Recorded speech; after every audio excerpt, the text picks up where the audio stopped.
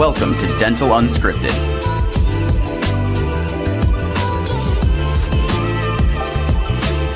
Where Mike Dinzio and Paula Quinn break down the practice ownership journey, one episode at a time. Starting up, buying, and running a successful dental practice.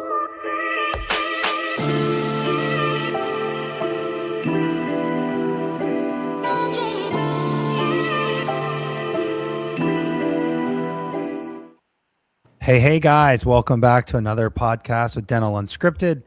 Name's Mike Dinzio, Paula Quinn, co-star today and always. Today we got a unique episode in that, we talk a lot about marketing over the last 5 years. All the podcasts that we've done, it's all about getting more phone calls, more patients, more views, more clicks, more everything, right? But what we don't talk about is the 1 yard miss, which is if you do get the call, how is your conversion? Are you actually taking advantage of the opportunities coming into the office?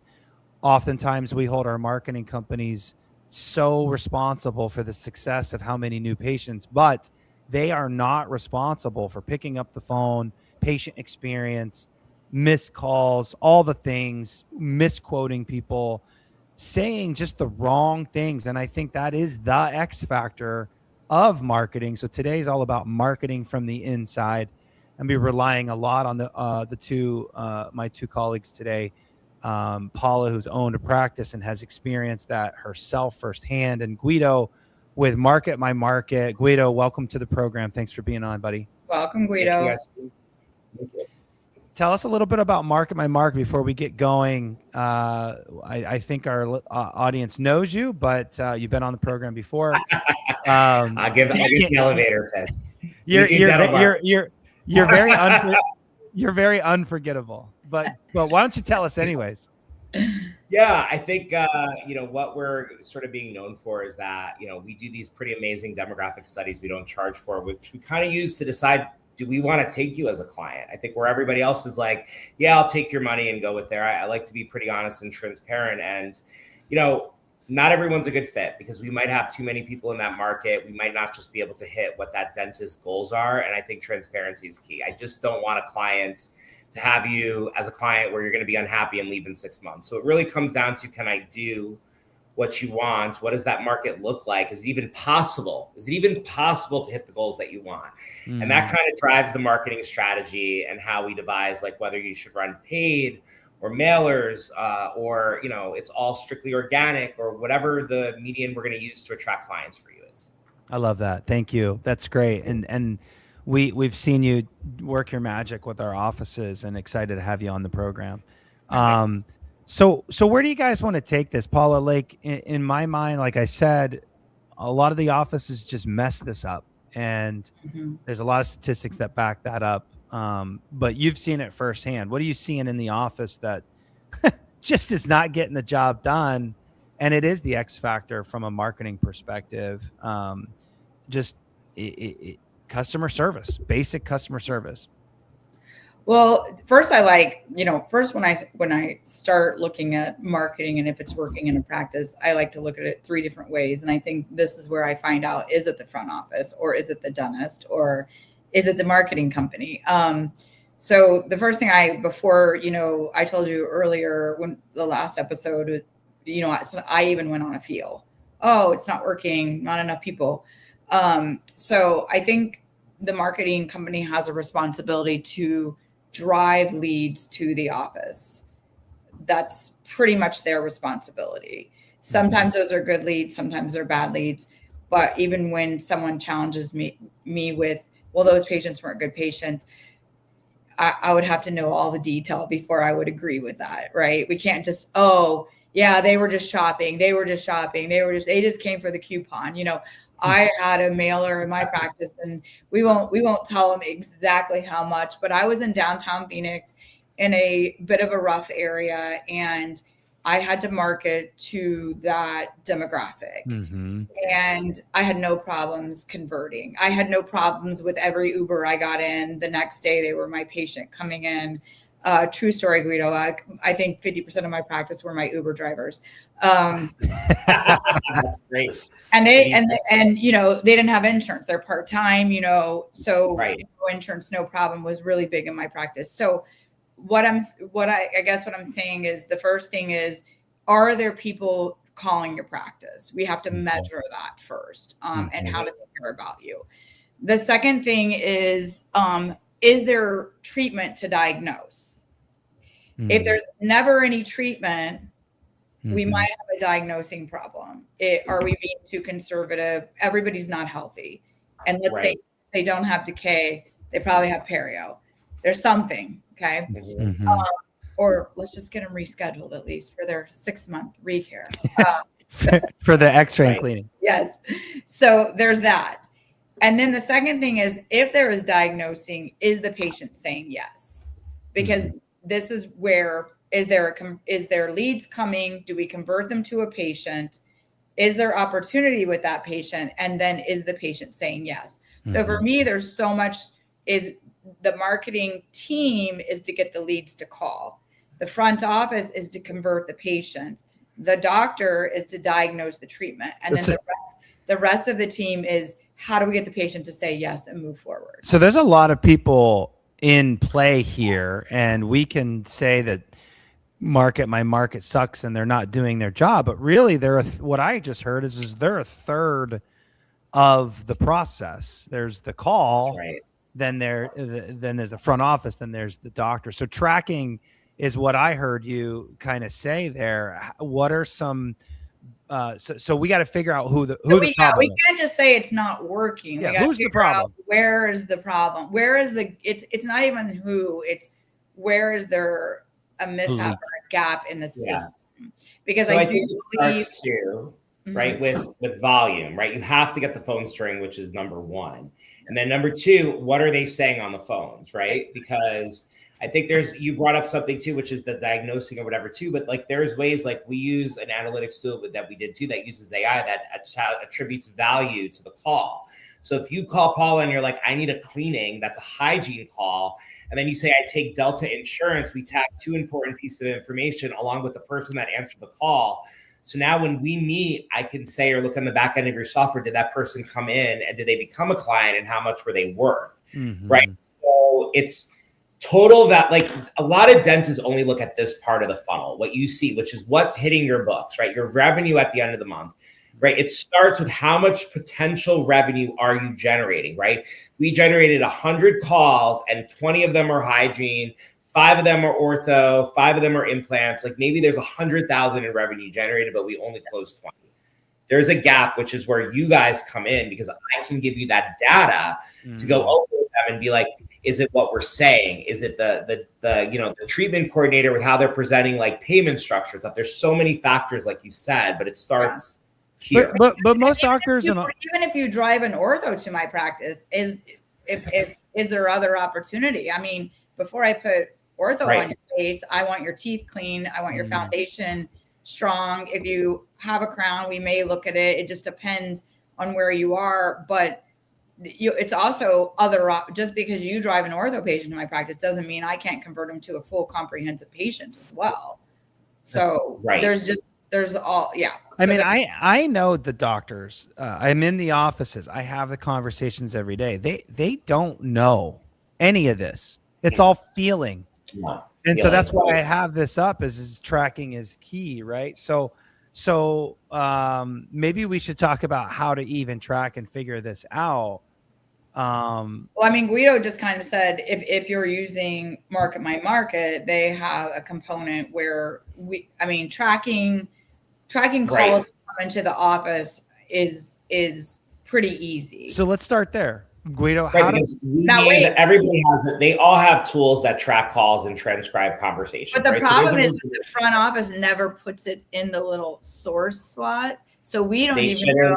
You can't rely on human behavior. I'm going to tell this, number one. People are lazy. They're always going to put Google or recommendation or whatever to do. It's got to start with tracking numbers that assess where the lead is coming from too. And then there's a second component to it too, because like someone might say, hey, Guido, I heard about you from Dr. da-da-da-da-da, or my friend, whatever, and that's a referral, but then they still found you on the Google business profile. So I'm going to still give credit for the referral, but I'm going to show that the reviews on the profile pushed it down the pipeline, so they called them up. Generated from. Right. So there's multiple attributions that we have to look at, but again, the transcription on the call says that was a referral. That was the main way that they got to you, right? Mm-hmm. So you have to look at that, and you cannot rely on humans to tell you that. There's no way they're going to get it right. And if you do that, you're doing that again. What you just said, I think, like no way, right? You can't run a multi-million-dollar practice on how I think things are coming in. Yeah. So, there's a million tools out there that does this. Well, yeah, I usually there's a book called Love and Logic for children. If you don't have it for your kids, you should look at it. And basically it's kind of like, if you tell them to turn the bathroom light off 500 times and it doesn't happen, just for your own peace of mind, just take the light bulb out, until, you can work through that. So it's the consequence meets the action. It's not driving yourself crazy. So I probably spend the first quarter with a client and even digitally, there's components out there now where we're using communication software that will auto populate it, but there's some work to map that and make sure that what referral sources are in our system are correct. I think I spend a quarter, if not 6 months, just trying to get that to happen. It is getting the right resources. But if we can get that dialed in, and hopefully that automated, we now need to pay attention to that report on, if not a weekly basis, definitely a monthly basis. The reason I like weekly is because at the end of the month, it's too late to pivot. And marketing sometimes takes it's too much what you're saying. You don't want to pivot too quick. It does, but like a monthly call is an eternity for a dentist and a startup. Think about it. Like everything that can happen in a month is an absolute eternity. If you're, like Michael said, you're stressed, you've only been open, you have no people coming in, like it's got to be more frequent, so you can pivot and make changes. And also too, just think about it. Just think if you referred 3 people and you came in the next day to get something. I would want to be able to say, Guido, thank you so much for, sending your friends and family my way. Even that is huge. So it's really paying attention to those referral sources. Then it's those reports I just said. It's running where those sources came from. So let's say that, 10 of them came from a mailer. We'll just throw that out there for ease. Right. Now, what was the opportunity of the diagnosis with those 10 patients? And then of those 10 patients, if we diagnosed 30,000, right there, we paid for it. However, how many converted to yes? And if they didn't convert to yes, that's more of an enrollment conversation. That's an internal, what was the patient experience like for a patient? I love that. I don't track that today. I don't know if you do. I do. Guido, but it's tracking marketing sources by how much was diagnosed. We only have that if the doctor gives us access, which half the time they're like in their own little world and you push them for stuff. But imagine a world. Yes. Well, yes. And then it's, did they say yes? And that's again, a handoff patient experience thing. And then the last component is that follow-up, because not everybody says yes same day. So then you have to have. Well, you bring up an interesting thing too. So that's right. Right. Or think about how many people have come in over the past year and they're like, I'll think about it. And you never touch base or send them a follow-up or something like, oh, and by the way, now Cherry has a special where we're affordable. Maybe their finances changed. Stuff like that is marketing too. It's like you're remarketing to your own like group, not just, hey, by the way, come in for your 6-month appointment and get a cleaning or whatever it is. Yeah. Also, I think you bring up a really good thing. So we always ask, what's the lifetime value of a patient, right? Not like what that initial thing is because everybody is so focused on new patients, right? But like if you're always in that churn and burn mentality, then that's what you're going to get, right? You need new patients, but do you really need 40 new patients every month? Or do you need like maybe half that come in 3 times a year? You tell them you need a crown or an implant, they're going to do it. So the lifetime value is a lot higher. They don't know that, or even forget lifetime. Go back to just a year. What is a patient worth to you in a year? Yeah. Right? Because then I have some real metrics to work off of. We have all that for our clients. That's what we love is tracking that stuff. We did a podcast with Marie Chatterley, I don't know, a minute ago. And I asked her as a practice broker, I said, hey, Marie, what should buyers be asking themselves before buying a practice? And she goes, well, I'll tell you what they do ask and what they should ask. And I'm like, oh, interesting. And so what all the buyers are asking is how many new patients. And she says, and what they should be asking is how many of those are on the schedule. Yeah. Like how many active patients are there and what your reappointment rates are, because it's not even active. It's how many of those active patients actually are on the schedule. Next appointment. Yes. That's the point. That's the point. So like, if you're not good at reappointing patients, Guido could send you 50 patients, but 50 patients go right out the door and you need 50 more patients. Right. Or what did we talk about on the last podcast? We talked about new patient specials. Like, let me tell you something. There's nothing like cheapening your product and being like, I have a $59 special. Number one, do I want to really go see a dentist that charges $59? I mean, really think about it. I mean, to me, you're like just telling me you're like right. But not only that, who are you going to attract for that? Someone that's like literally going to come in once and never going to come back to you. So what was the point? I don't believe that to be true, though. I think there are communities in certain areas that are afraid of cost and afraid of the dentist. And if you can get them in the door and earn their trust and they can understand what the consequences of just avoiding us altogether is, you can turn patients that come in on those lower dollars. I've seen it. I've seen it. I've witnessed it. So I get, though, the masses, you're absolutely right.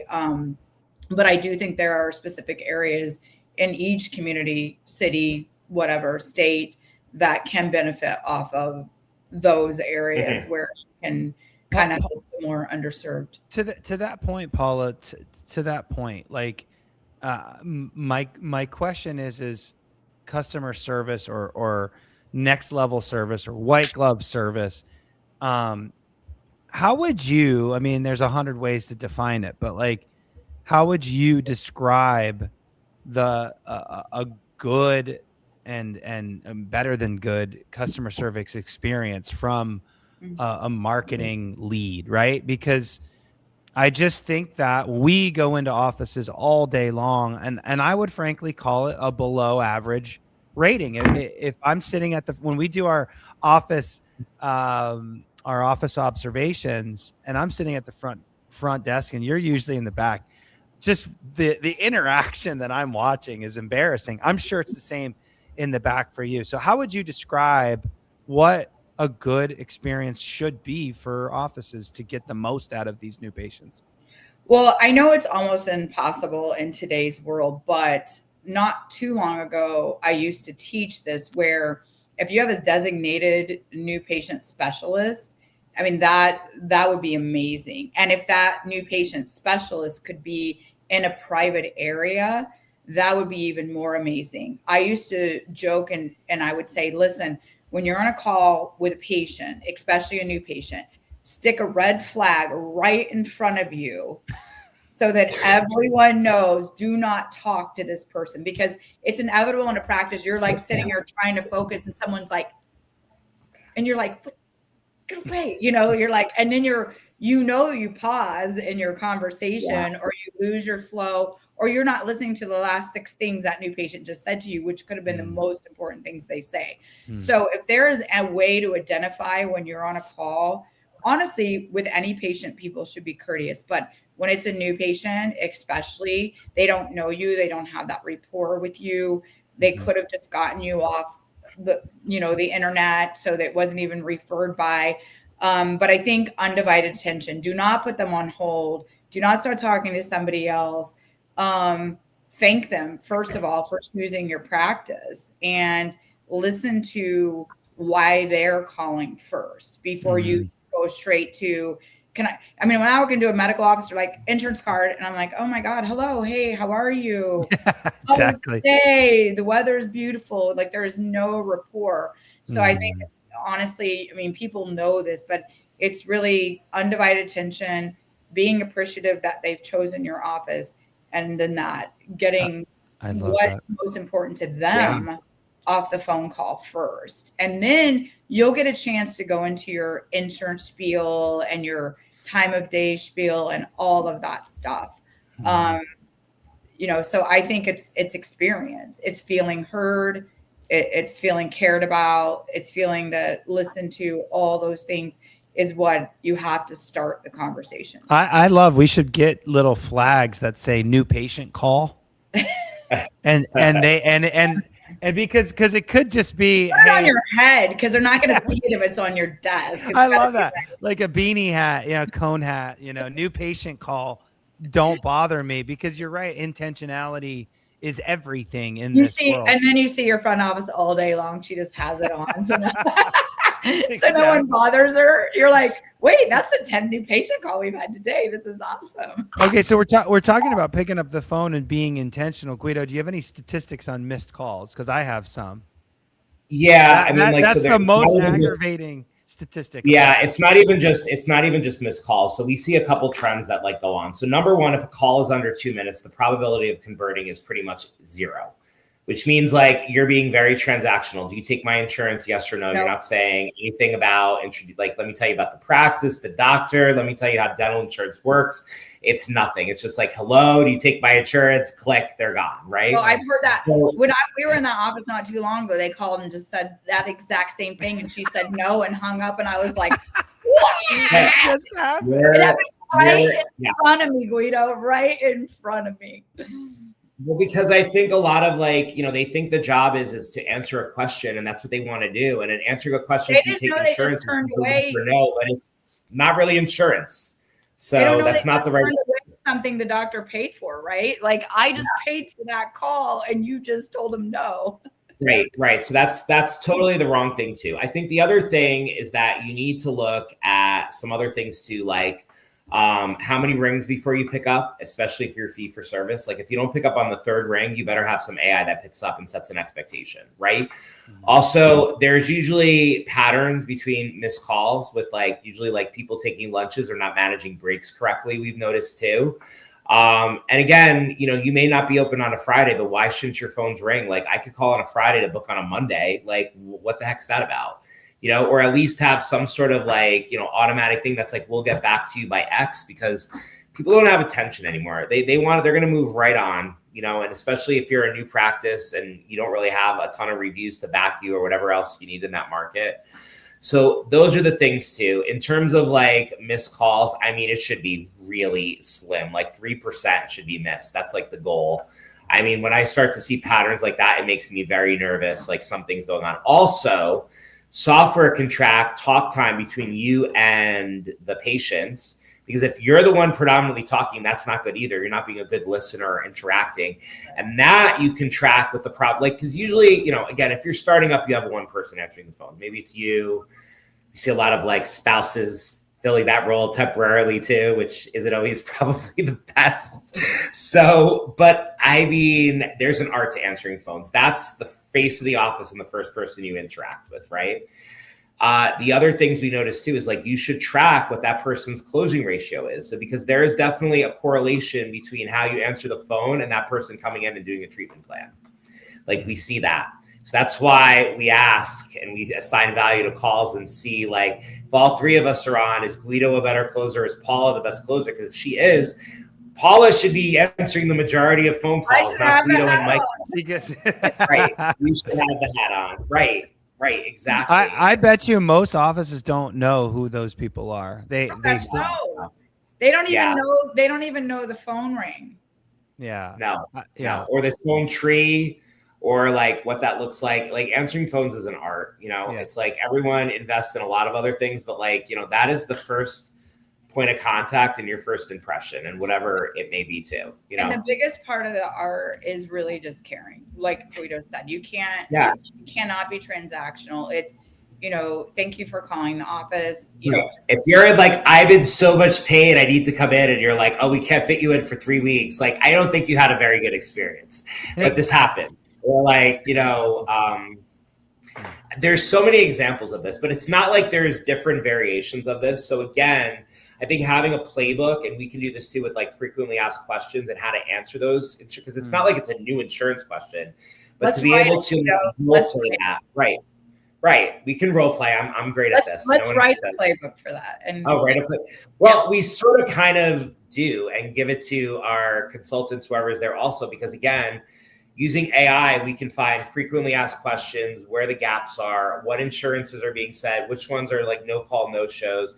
So that can kind of drive your training. I don't want to do that training, but I can hand it off to you, who will absolutely take that over and be able to have a much better way of doing that. And then specifically, you could say like, Michael is doing X, Y, and Z, and here are the calls, and here's the pattern. So let's start role playing how to correct that and have like a cheat sheet. So when someone says this, you say this. So the closings get better. But, you know, it all again comes down to like, who is sort of in charge of this sector, right? Well, I think that's kind of where we're at, and that kind of puts an end cap on this episode. Is that there? Like, we could literally talk about this for 2 hours on scenarios and different things, missed call statistics, all kinds of stuff. But at the end of the day, it's not just the marketing company's responsibility for your new patient count.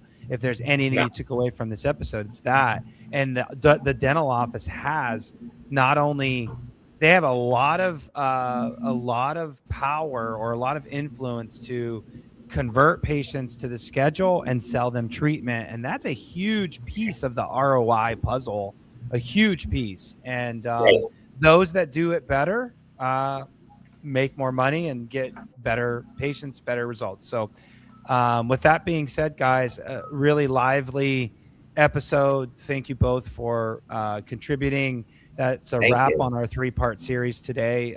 Thank you, Guido, for making the time for us today. Thank you, guys. It was a pleasure. Bye. Thanks so much, guys. Take care. Bye-bye.